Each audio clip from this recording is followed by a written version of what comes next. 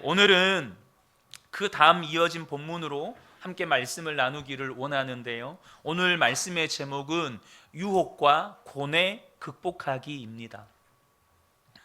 오늘 본문에는 영광을 얻기 위해 오신 예수님이 그 영광을 얻으시기까지 가지셨던 예수님의 인간적인 고뇌, 그렇지만 그럼에도 불구하고 그 고뇌를 뛰어넘는 기도가 기록이 되어 있습니다. 먼저 24절을 보겠습니다. 내가 진실로 진실로 너희에게 이르노니 한 알의 밀이 땅에 떨어져 죽지 아니하면 한 알 그대로 있고 죽으면 많은 열매를 맺느니라. 예수님께서 한 알의 밀알이 되셔서 죽으셔서 많은 열매를 맺으실 겁니다. 곧 십자가에서 죽으시고 부활하셔서 많은 사람을 생명과 구원에 이르게 하실 것입니다. 분명한 사실은 많은 열매를 맺기 위해서, 많은 사람을 생명과 구원에 이르게 하기 위해서 예수님이 죽으셔야 한다는 사실입니다. 그럼 그렇죠? 그러나 이것이 사람의 몸을 입으신 예수님의 고뇌였습니다. 27절 말씀입니다. 지금 내 마음이 괴로우니 무슨 말을 하리요?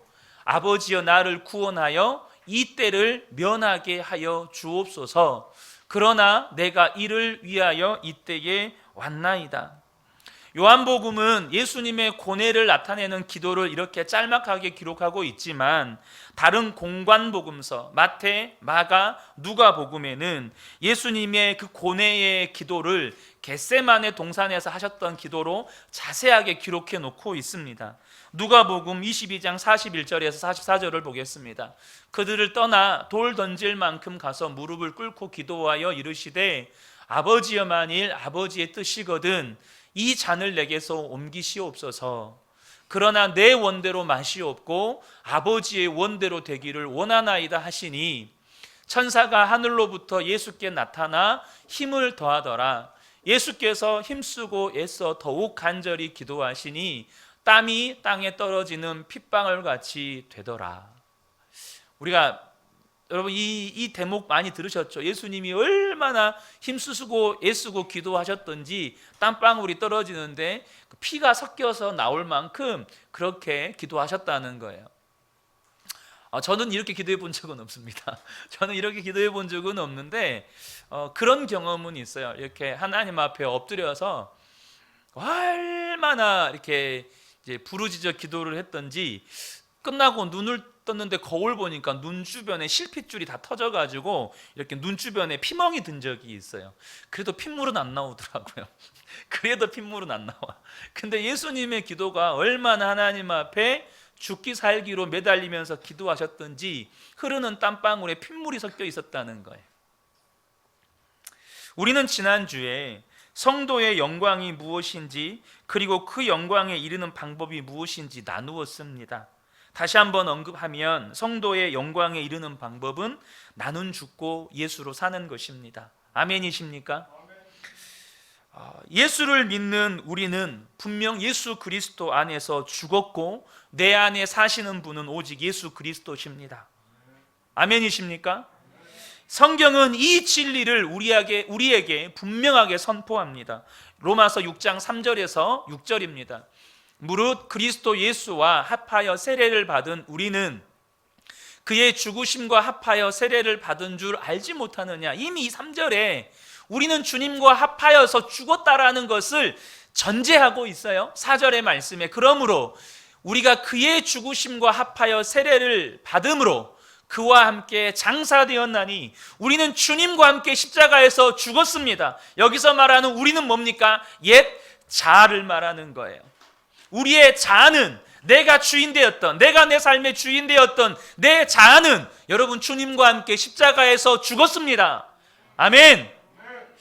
이는 아버지의 영광으로 말미암아 그리스도를 죽은 자 가운데서 살리심과 같이 우리로 또한 새 생명 가운데서 행하게 하려 함이라. 만일 우리가 그의 죽으심과 같은 모양으로 연합한 자가 되었으면 또한 그의 부활과 같은 모양으로 연합한 자도 되리라. 우리가 알거니와 우리의 옛사람이 예수와 함께 십자가에 못 박힌 것은 죄의 몸이 죽어 다시는 우리가 죄에게 종노릇하지 아니하려 함이니. 아멘. 반복해서 거듭해서 주님이 말씀하시는 게 뭐냐면 우리는 주님과 함께 십자가에서 죽었다. 너는 주님과 함께, 예수님과 함께 십자가에서 죽었다. 이것을 우리에게 단언하여 선포하십니다. 그럼에도 불구하고 우리는 삶에서 순간순간 죄의 법에 사로잡힌다는 거죠.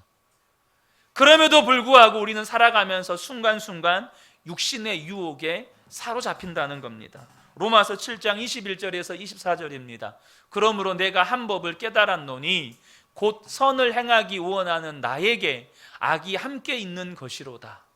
내 속사람으로는 하나님의 법을 즐거워하되 내 지체 속에 한 다른 법이 내 마음의 법과 싸워 내 지체 속에 있는 죄의 법으로 나를 사로잡는 것을 보는도다. 순간순간 죄의 법이 내가 죽었다고 믿었던 자아가, 내가 죽었다고 믿었던 옛사람이 나를 사로잡는 거예요. 오호라 나는 곤고한 사람이로다. 이 사망의 몸에서 누가 나를 건져내랴. 이것이 사도 바울의 고뇌였습니다.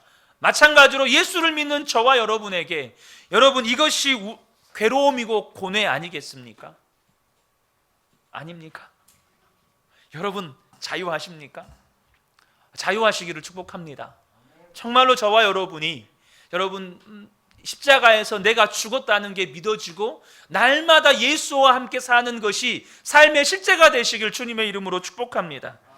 분명히 나는 예수님과 함께 죽었고 내 안에 사시는 분이 예수님이신 것이 진리지만, 그것이 분명한 사실이지만 이것이 내 삶의 실제가 되지 않을 때가 많다는 거예요. 여전히 우리의 삶에 나를 사로잡는 죄의 법, 여전히 나를 사로잡는 육신의 유혹들. 안타까운 현실은 뭘까요? 많은 성도들이 이것이 반복이 돼요.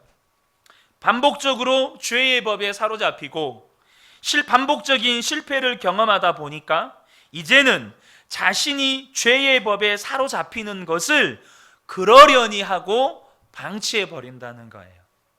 죄의 법에 사로잡힌 자신을 보면서 영적으로 싸워야겠다. 내가 다시 주님 붙잡고 일어나야겠다. 내가 다시 주님 붙잡고 믿음의 선한 싸움을 싸우리라. 이런 결단을 안 한다는 거예요.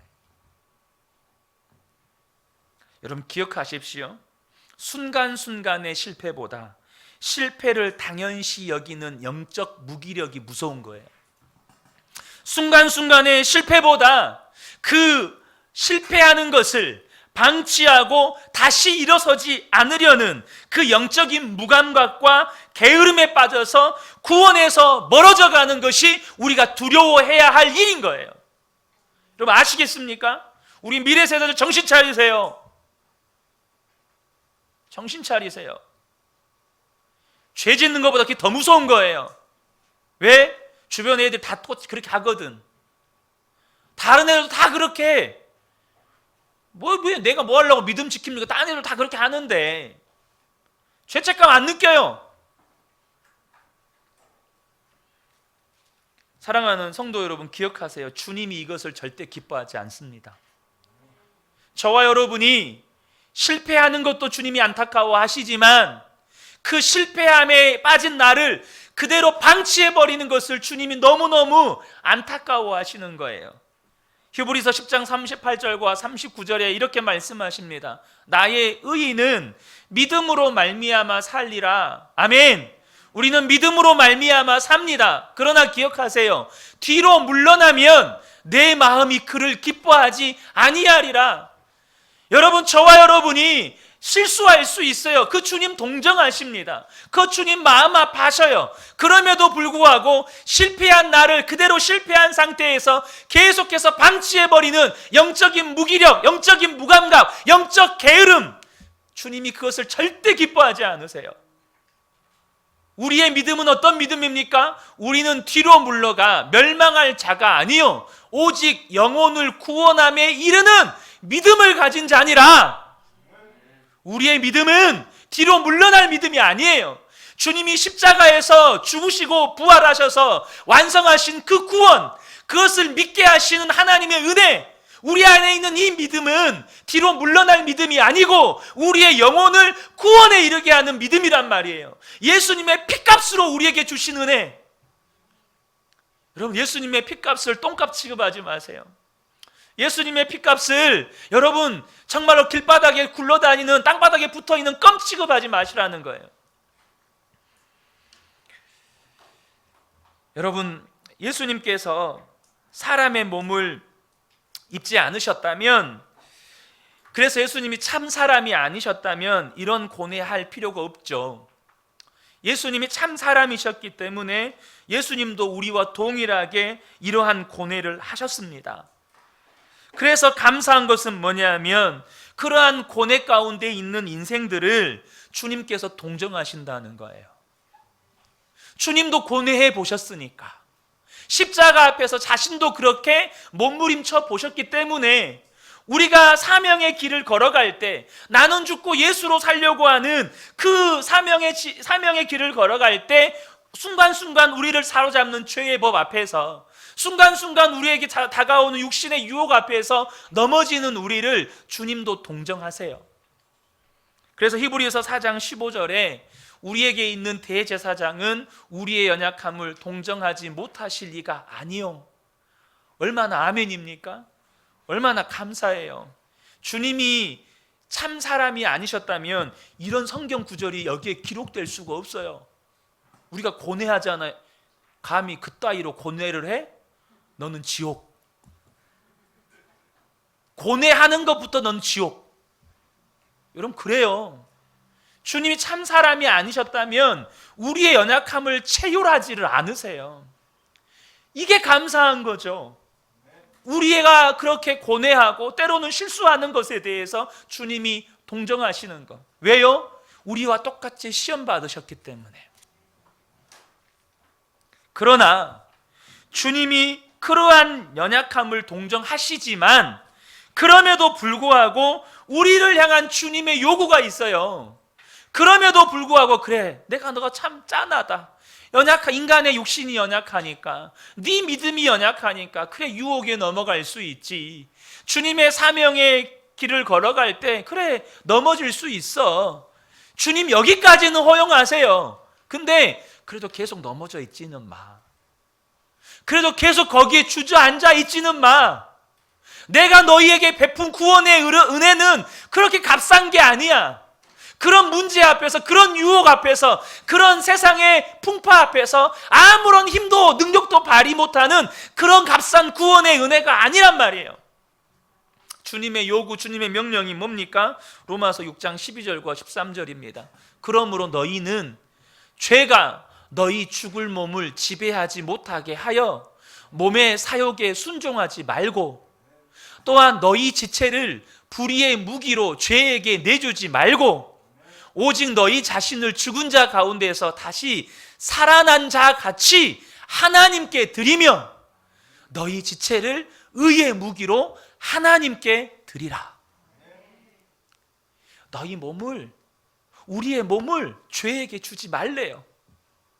우리 몸을 이 몸의 사욕에 순종하지 말래요. 도리어 우리의 몸을 불의의 무기로 드리지 말고 하나님 앞에 의의 무기로 드리래요.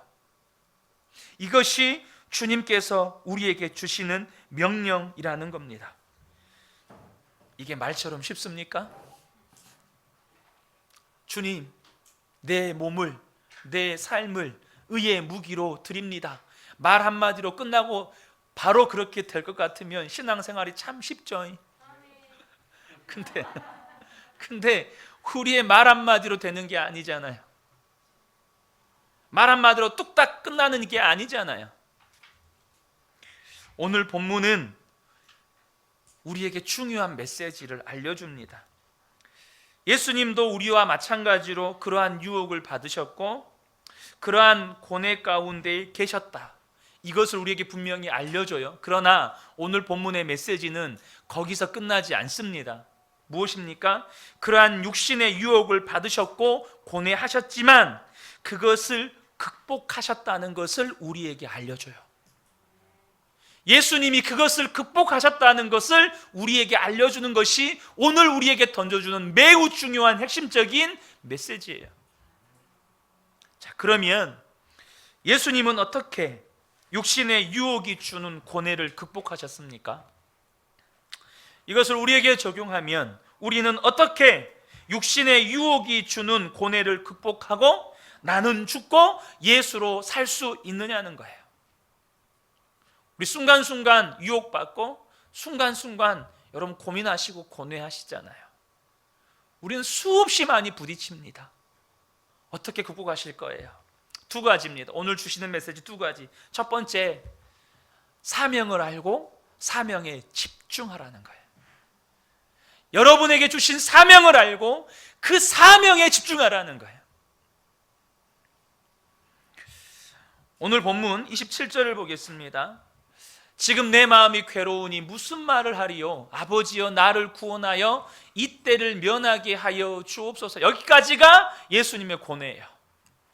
이 기도까지가 예수님의 고뇌예요. 근데 그 뒤에 뭐가 따로 나옵니까? 그러나 내가 이를 위하여 이 때에 왔나이다. 그러나 내가 이를 위하여 이 때에 왔나이다. 예수님의 고뇌를 보여주시는 말씀이 아버지여 나를 구원하여 이 때를 면하게 하여 주옵소서. 예수님께서 그렇게 고뇌하셨듯이 이것은 사람이면 누구나 육신의 유혹 앞에서 고뇌할 수 있다는 것을 우리에게 시사합니다. 우리가 연약하기 때문에 유혹받을 수 있고 그것으로 말미암아 고뇌할 수 있다는 것을 주님도 인정하시고 주님도 동정하세요. 하지만 어디까지나 여러분 가정입니다. 가정이에요. 주님이 그 고뇌를 극복하지 못하고 십자가를 포기하셨다면 어떻게 됐을까요? 여러분 주님이 이 고뇌를 극복하지 못하고 아버지 나 십자가 못 찍었어. 다시 올라갈라요. 여러분 이런 생각 안 해보셨죠? 여러분 이런 생각 안 해보셨죠? 저는 이 설교를 준비하는데 이 질문이 딱 떠오르는데 이 질문을 상상만 해도 너무 답답한 거예요. 이 질문을 상상만 해도 답이 없는 거예요. 여러분 그렇지 않습니까? 우리에게 구원의 길이 없는데, 우리에게 구원의 길이 없는데, 근데 이 때를 면하게 하여 주옵소서라는 주님의 간구에 이때라는 이 단어 속에, 이때라는 이 말 속에 그렇게 고뇌하고 계심에도 불구하고 주님은 먼저 자신의 사명이 무엇인지를 분명하게 알고 계시다는 것을 보여줘요. 그리고 그 주님의 고뇌 다음에 딸려오는 주님의 기도, 그러나로 시작되는 주님의 기도, 그러나 내가 이를 위하여 이때에 왔나이다. 이게 뭔 말이에요? 나는 내 사명이 무엇인지 분명하게 알고 있습니다. 나는 내가 이 땅에 무엇 때문에 왔는지 분명하게 알고 있습니다. 이 고백 아닙니까? 예수님은 육체가 주는 유혹과 그 고뇌가 아니라 하나님께서 주신 사명, 곧 자신이 이 땅에 오신 그 목적에 집중하셨어요. 다른 거 안 봤어요. 내 사명에만 집중하신 거예요. 비록 유혹이 있고 그 유혹 때문에 내 속에서 막 갈등하면서 고뇌가 있지만 그 유혹과 고뇌에도 집중 안 해요. 오직 자신을 부르신 그 사명에만 집중하시는 거예요.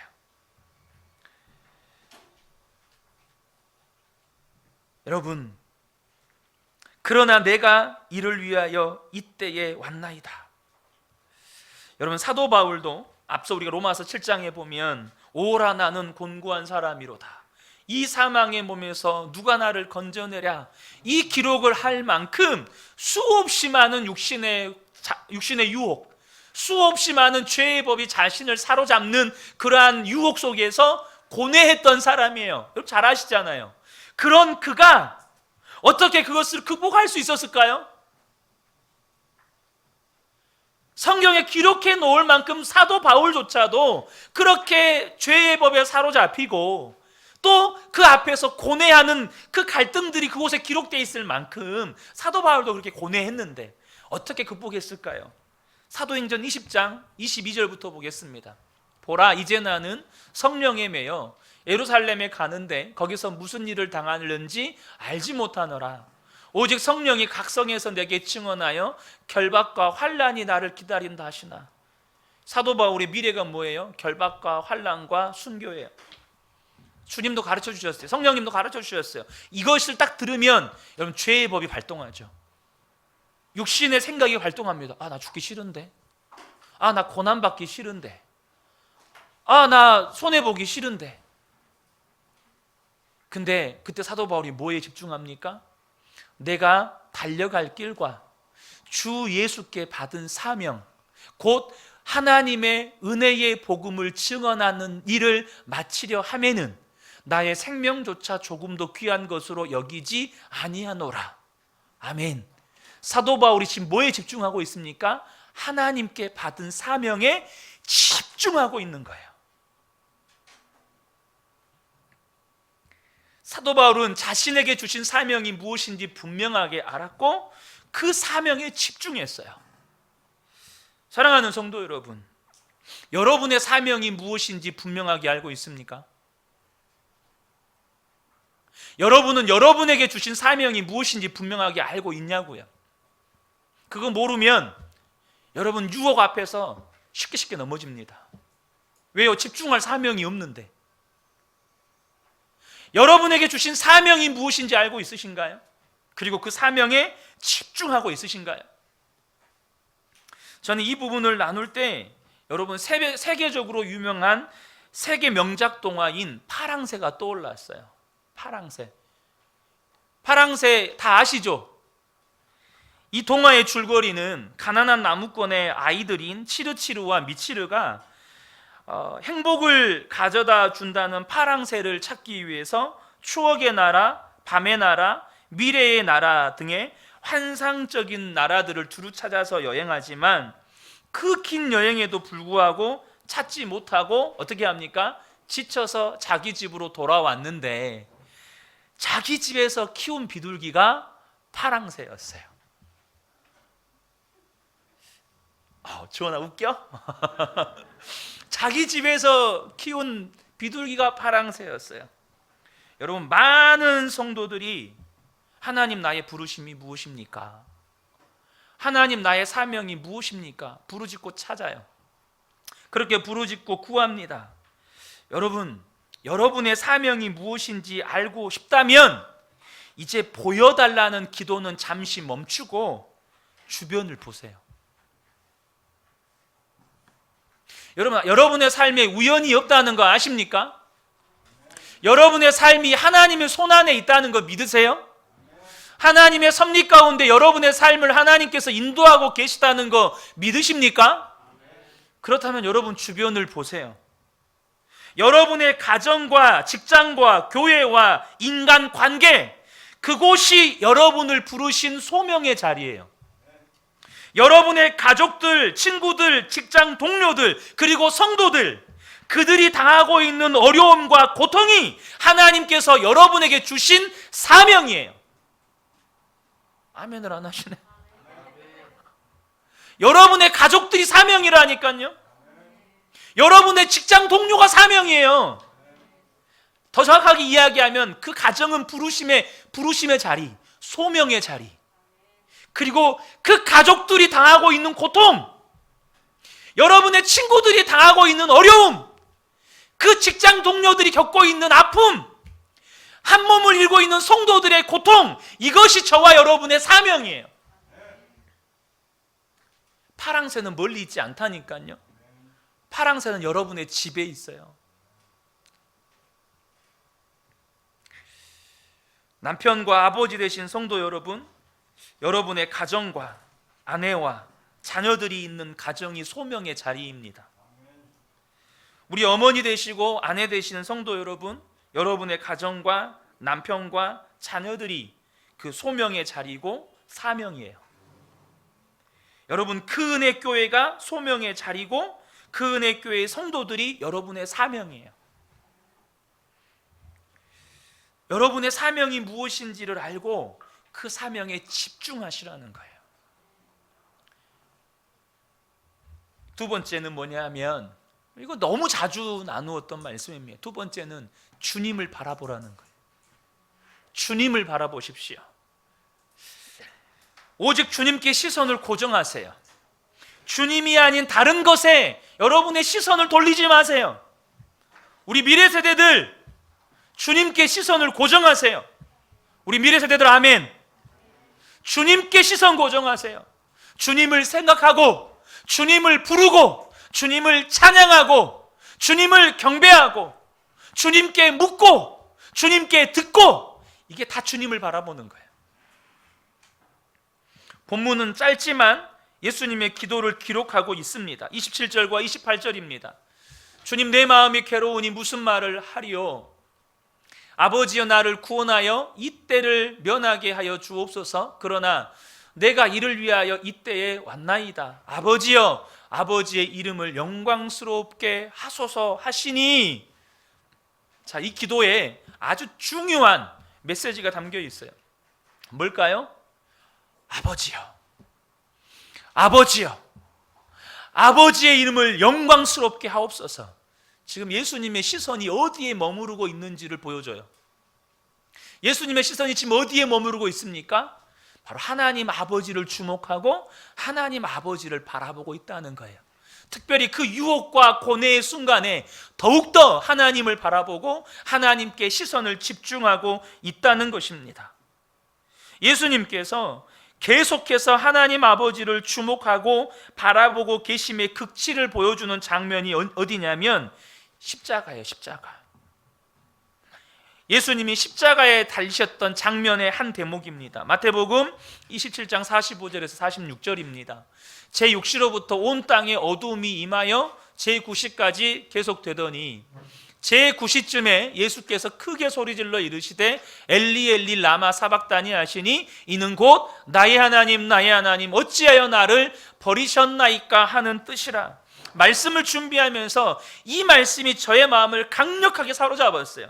이게 무슨 말이냐면, 여러분, 예수님의 가장 큰 고통이 뭘까요? 십자가 지시는 걸까요? 물론 인간의 몸을 입으셨기 때문에 여러분, 십자가 지시는 것이 예수님의 고뇌의 한 부분이었습니다. 근데 여기서 나오는 예수님의 고통은 그 인간적인 십자가 지심에 대한 두려움에 대한 고뇌가 아니라 하나님의 본체이신 예수 그리스도께서 가지신 신적인 고뇌예요. 그게 뭘까요? 하나님으로부터 단절되는 것, 하나님으로부터 버림받는 것이었어요. 예수님의 가장 큰 고통은 뭐였냐면 하나님으로부터 버림받는 것. 나의 하나님 어찌하여 나를 버리셨나이까? 그 순간만큼 모든 인류의 죄를 지시고 십자가에 달려 제물이 되신 순간만큼은 하나님도 예수님을 버리셨어요. 그것이 예수님의 가장 큰 고난이었고 그것이 예수님의 가장 큰 고통이었어요. 여러분, 그럼 어떻게 할까요? 그 고통 앞에서 그 고통을 끊어주는 방법이 있어요. 그 고통을 멈춰주는 방법이 있어요. 뭘까요?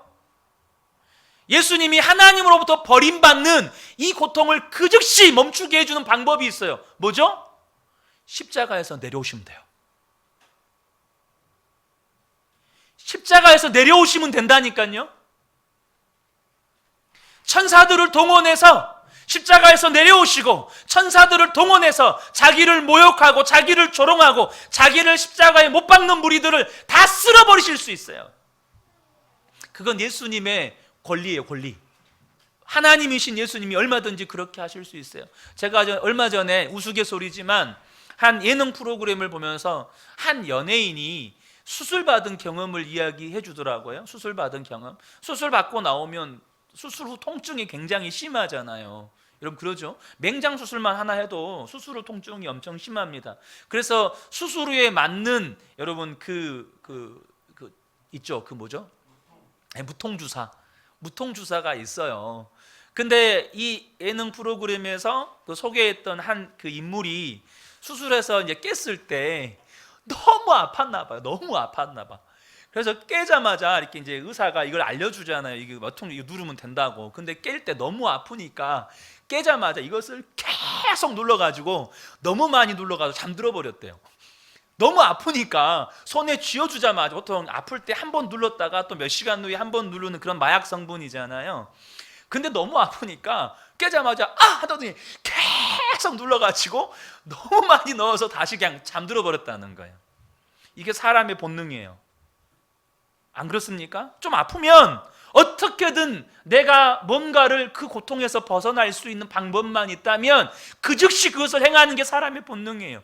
예수님의 가장 큰 고통, 예수님의 가장 큰 아픔, 하나님으로부터 버림받는 것, 이것은 인간이 가질 수 있는 고통과 비교가 되지 않아요. 그건 뭐죠? 예수님이 지옥으로 떨어지는 고통이에요.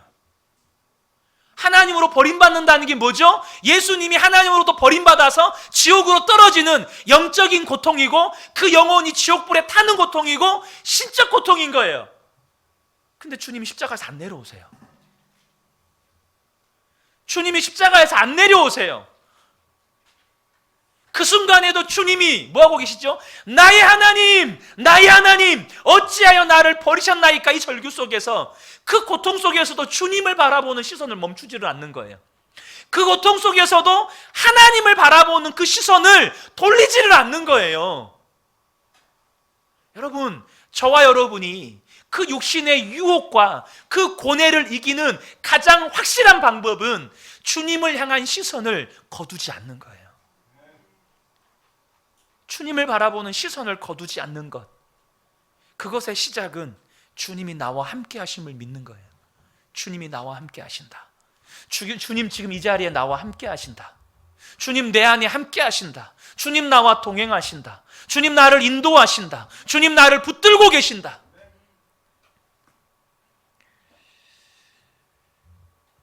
여러분, 우리가 주님을 바라보아야 할 이유가 여기에 있는 겁니다.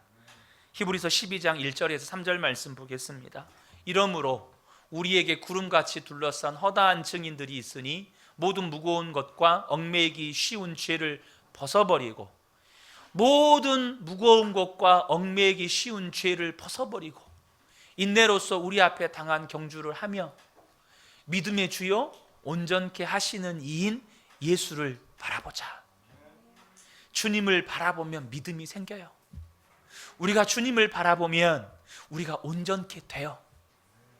그는 그 앞에 있는 기쁨을 위하여 십자가를 참으사 부끄러움을 개의치 아니하시더니 하나님 보좌 우편에 앉으셨느니라. 너희가 피곤하여 낙심하지 않기 위하여 죄인들이 이와 같이 자기에게 거역한 일을, 참으신 일을 생각하라. 참으신 일을 생각하라. 주님을 바라보는 건 주님을 생각하는 거예요. 우리 미래 세대 잘 들으세요.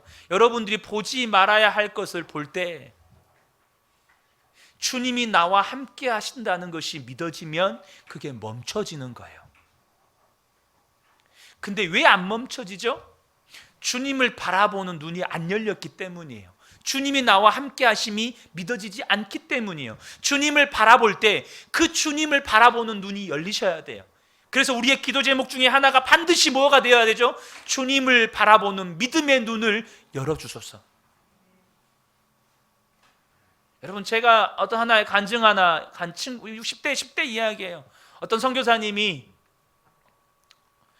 그냥 설교 집회 때, 청소년 집회 때 내가 너 보고 있다. 내가 너 보고 있다.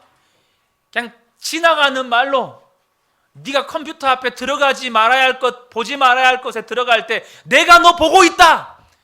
이거 생각하라고. 근데 어떤 한 친구가 집회가 끝나고 집에 갔는데 보지 말아야 될 것을 보고 싶은 유혹이 생기는 거예요. 컴퓨터 앞에 앉았어요. 보지 말아야 될 것을 컴퓨터를 열려고 하는데 갑자기 마음속에 내가 너 보고 있다! 이 소리가 들리는 거예요. 뭐죠? 주님을 바라보는 눈이 열린 거예요. 주님이 분명하게 나와 함께 하신다는 것이 믿어지고 의식이 되는 거예요.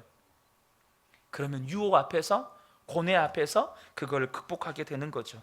그런 예수님의 기도에 대한 주님의 하나님 아버지의 응답을 보겠습니다. 28절 하반절입니다. 하늘에서 소리가 나서 이르되 내가 이미 영광스럽게 하였고 또 다시 영광스럽게 하리라. 여러분, 이 응답 받고 싶지 않으십니까? 아무도 아멘을 안 하시네. 여러분, 하나님으로부터 이 응답 받고 싶지 않으세요? 내가 너의 삶을 통해서 이미 영광스러웠고 또 너를 통해서 내 삶이 영광스럽게 되리라. 너의 삶을 통해 내가 영광 받았고 앞으로 또 너를 통해서 내가 영광 받으리라. 저는 저와 여러분의 삶을 통해서 우리 주 예수님의 이름이 영광스럽게 되기를 축복합니다. 또한 앞으로 우리의 삶을 통해서 계속해서 주님의 이름이 높아지시기를 축복합니다. 말씀을 정리하겠습니다. 나는 죽고 예수로 살아갈 때 우리는 성도의 영광에 이르는 삶을 살게 되는 거예요. 예수님이 십자가에 죽으셔야 많은 사람이 생명과 구원에 이르는 영광을 받으실 수 있었습니다. 그러나 사람의 몸을 입은 예수님도 그 십자가 죽음 앞에서 고뇌하셨어요. 그렇죠. 주님은 극복하셨습니다. 저와 여러분도 사명의 길을 걸어갈 때 그 육신의 유혹 앞에서 고뇌할 겁니다. 때로는 넘어지기도 할 겁니다. 그러나 주님 극복하기를 원하십니다. 두 가지입니다. 사명을 알고 사명에 집중하시라는 거예요. 두 번째, 주님을 바라보시라는 거예요. 순간순간, 특별히 유혹의 순간에 더욱더 주님을 바라보시라는 거예요. 우리 그은혜교회 모든 성도님들의 삶을 통해서 주님이 영광 받으시는 그날까지 우리가 믿음의 경주를 계속해 가시기를 주님의 이름으로 축복합니다.